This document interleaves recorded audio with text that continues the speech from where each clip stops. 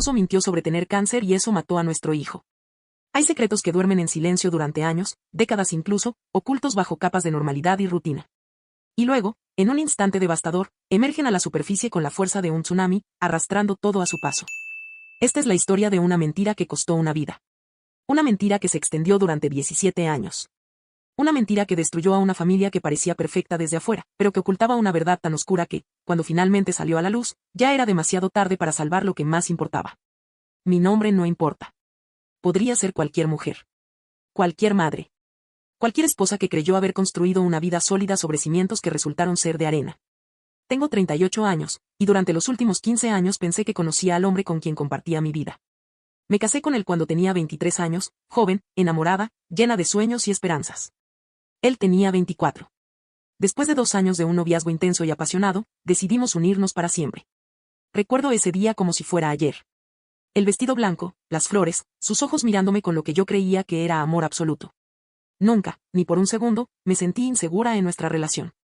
Mientras veía a mis amigas divorciarse una tras otra, mientras escuchaba las quejas de mis vecinas sobre sus matrimonios fracturados, yo me sentía privilegiada, bendecida incluso. Teníamos discusiones, por supuesto, ¿qué pareja no las tiene? Pero nada serio, nada que amenazara lo que habíamos construido juntos. Creía tener una familia perfecta. Creía conocer al hombre que dormía a mi lado cada noche. Tuvimos 2 hijos. Un niño, nuestro primogénito, que tenía 14 años. Y una niña, nuestra pequeña, de 11. 2 vidas que trajimos a este mundo juntos, 2 seres humanos que debían ser nuestra mayor alegría. Y lo fueron, durante mucho tiempo. Pero en los últimos meses, algo había cambiado en mi hijo. Algo sutil al principio, casi imperceptible. Se fue volviendo cada vez más reclusivo, encerrándose en su habitación durante horas, a veces días enteros. Lo veía perdido en su teléfono, con la mirada vacía fija en la pantalla de su computadora. Intenté acercarme, intenté tender puentes. Le sugerí que saliera, que tomara aire fresco, que se conectara con el mundo exterior. Pero mis palabras rebotaban contra un muro invisible que él había construido a su alrededor. Me ignoraba con esa indiferencia característica de los adolescentes. Yo me decía a mí misma que era normal, que yo había sido igual a su edad. Todas mis amigas, mi familia, todos me aseguraban lo mismo, es solo una fase. Se le pasará. Así son los adolescentes. Y yo quería creerles. Necesitaba creerles. Pero hay algo que debo contarles sobre mi esposo. Algo que siempre fue parte fundamental de nuestra historia familiar, de nuestra identidad como unidad. Mi esposo es un sobreviviente. O al menos, eso es lo que yo creía. Eso es lo que todos creíamos. Él nos contó, una y otra vez a lo largo de los años, como a los 12 años desarrolló cáncer de huesos. Como su infancia le fue arrebatada por interminables tratamientos de quimioterapia, por noches en hospitales fríos y despersonalizados, por el dolor constante y el miedo a la muerte.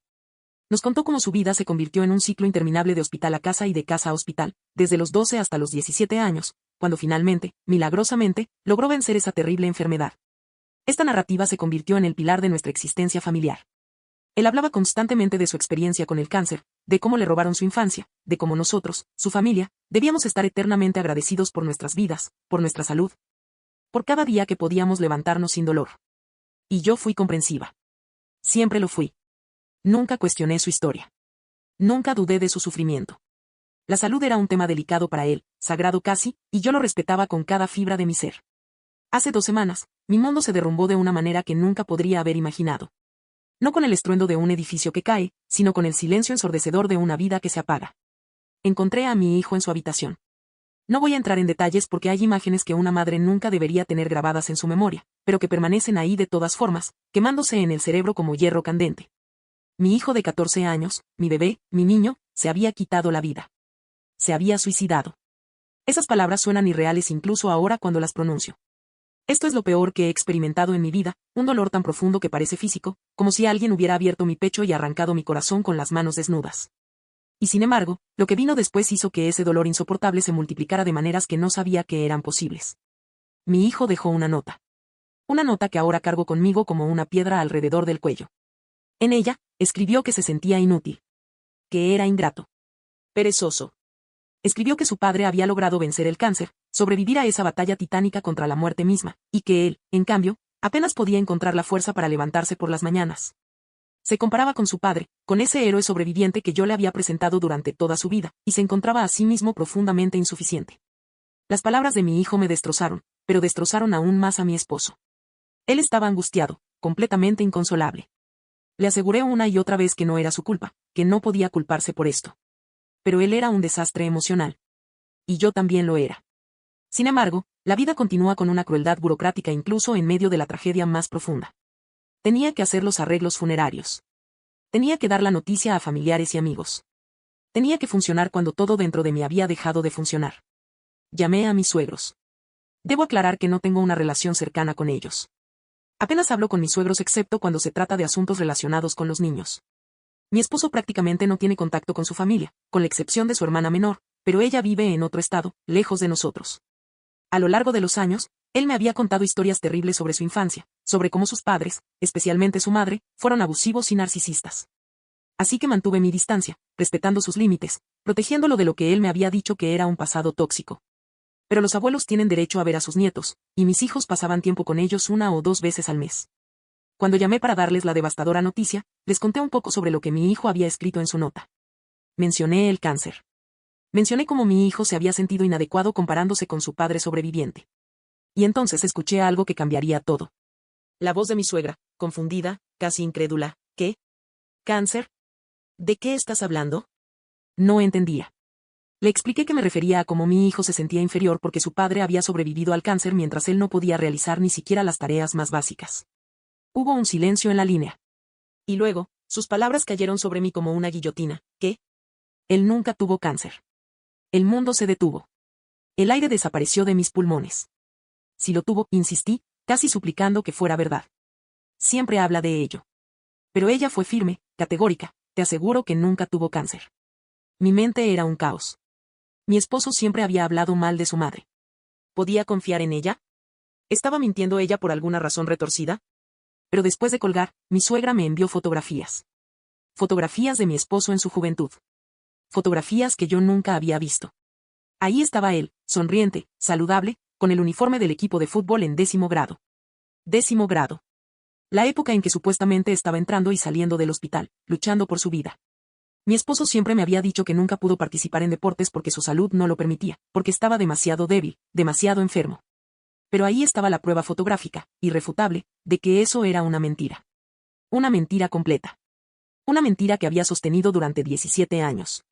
Una mentira sobre la cual habíamos construido nuestra identidad familiar.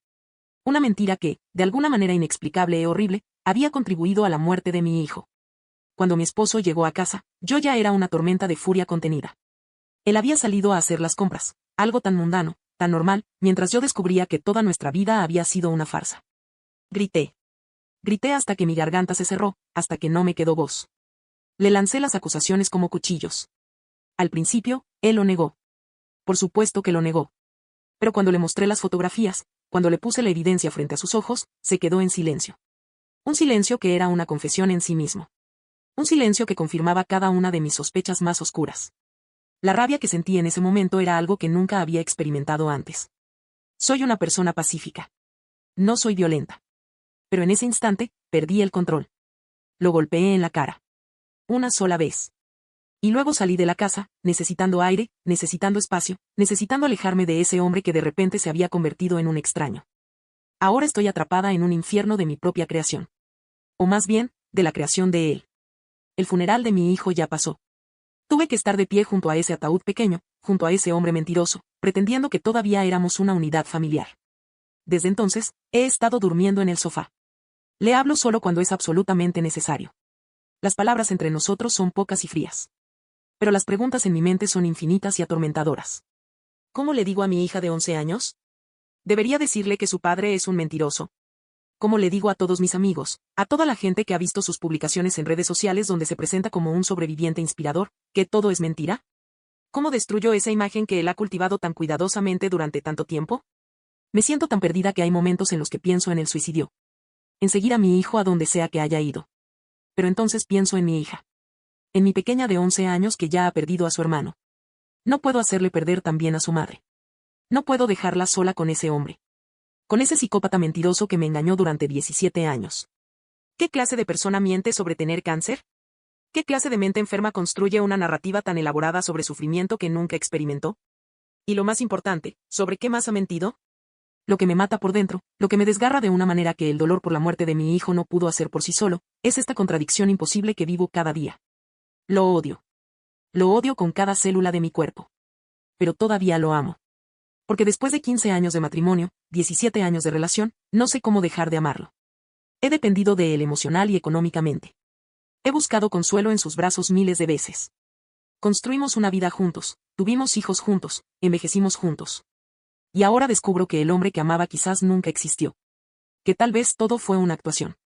Una máscara que él llevaba puesta y que yo nunca sospeché que estaba ahí. Mi hijo murió pensando que su padre era un héroe. Murió sintiéndose inferior a un fantasma, a una historia fabricada. Y eso es algo que no puedo perdonar. Pero tampoco sé si puedo dejarlo. Dependo económicamente de él. Mi hija ya está pasando por un trauma inimaginable. ¿Cómo le agrego un divorcio a esa carga? ¿Cómo le digo que su familia se está desintegrando aún más? El proceso legal me agotaría cuando ya siento que me estoy muriendo por dentro cada día. No sé si puedo superar esto. No sé si puedo perdonar esto. Pero tampoco sé si tengo la fuerza para irme. Así que aquí estoy, atrapada en este limbo horrible. Durmiendo en el sofá de mi propia casa. Criando a mi hija junto a un hombre en quien ya no confío. Llorando la muerte de mi hijo mientras me pregunto cuánto de su sufrimiento podría haberse evitado si yo hubiera descubierto la verdad antes. Si hubiera hecho más preguntas. Si hubiera sido menos confiada. Si hubiera visto las señales que seguramente estaban ahí todo el tiempo. La verdad es que nunca conocí realmente a mis suegros. No estuvieron en nuestra boda porque mi esposo no quería que estuvieran ahí. Dijo que eran tóxicos, que habían arruinado su infancia de maneras que él apenas podía verbalizar. Y yo le creí. ¿Por qué no le creería? Era mi esposo. Era el padre de mis hijos. Era el hombre que amaba. Su hermana estuvo en la boda, pero vive en Florida y apenas la conozco. Todos los amigos de mi esposo que conozco son de la universidad. Ninguno de su infancia. Ahora entiendo por qué. Supongo que fue en la universidad cuando comenzó a construir esta mentira elaborada. Cuando decidió que ser un sobreviviente de cáncer era más interesante, más digno de admiración, que simplemente ser él mismo. Me mostró fotos de su infancia a lo largo de los años, pero siempre eran de cuando era muy pequeño. Las pocas fotos de su adolescencia que vi mostraban a un chico con la cabeza rapada. Él me dijo que era por la quimioterapia. Yo nunca cuestioné eso. ¿Por qué lo haría? Cuando me preguntaba por qué no tenía más fotos, él decía que sus padres las tenían todas y que no quería pedírselas porque no quería tener contacto con ellos. Era una excusa perfecta. Una historia que cerraba todos los cabos sueltos. Y yo, confiada, enamorada, nunca escarbé más profundo. Sé que el suicidio es complicado. Sé que no es causado por una sola cosa, por una sola persona. Mi hijo estaba lidiando con problemas que probablemente nunca entenderé completamente. Pero saber que murió comparándose con una mentira, que se sintió inadecuado frente a un héroe imaginario, eso me destroza de maneras que no puedo expresar. Mi esposo no mató a nuestro hijo. Pero su mentira contribuyó a crear un estándar imposible contra el cual mi hijo se midió y se encontró insuficiente. Y por eso, no sé si alguna vez podré perdonarlo. No sé si alguna vez podré mirarlo de nuevo sin sentir esta mezcla tóxica de amor y odio que ahora define cada interacción entre nosotros. Esta es mi vida ahora. Esta es mi realidad. Una realidad construida sobre mentiras que se extendieron durante casi 2 décadas. Y lo peor de todo es que me hace preguntarme, si mintió sobre algo tan fundamental, tan definitorio de su identidad, ¿sobre qué más ha mentido? ¿Quién es realmente este hombre con quien he compartido mi vida? ¿Y cómo se supone que debo seguir adelante sabiendo que tal vez nunca conocí realmente al hombre que llamo mi esposo? No tengo respuestas. Solo tengo dolor, confusión, y una hija de 11 años que necesita que yo sea fuerte cuando lo único que quiero hacer es derrumbarme. Así que sigo adelante, un día a la vez, fingiendo que tengo algún tipo de control sobre esta situación cuando la verdad es que me siento completamente perdida en un mar de mentiras, traición y pérdida. Esta es mi historia. Esta es la verdad que descubrí demasiado tarde. Y ahora tengo que vivir con ella, con todas sus implicaciones devastadoras, por el resto de mi vida.